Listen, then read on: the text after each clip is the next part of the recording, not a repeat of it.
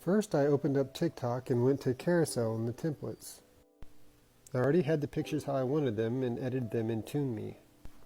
Made sure everything looks like I wanted in TikTok, and then I go to the preview screen, click the right hand corner so it takes everything out. After screen recording it, then I put it in the Videoleap. After loading both clips in that I wanted to superimpose on each other, then I go to blend. After hitting blend, I select multiply.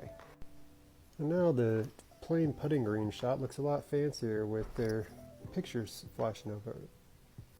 Now you just export your clip and then we load it into TikTok after it's done.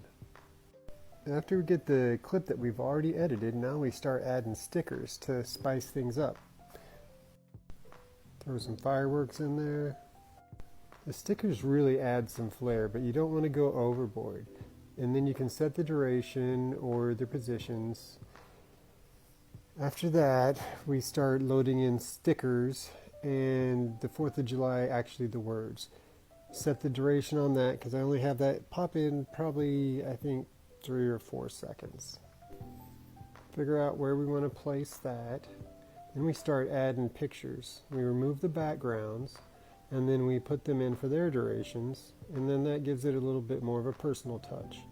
Put mom in there for the longest because, she's the prettiest.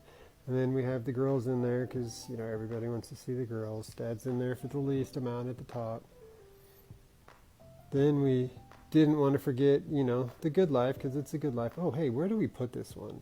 I thought it would go at the bottom, but then I ended up moving it up to the top because I had the top of her head already cut off. So then sometimes you just work with the pictures that you got and then they present themselves like a puzzle.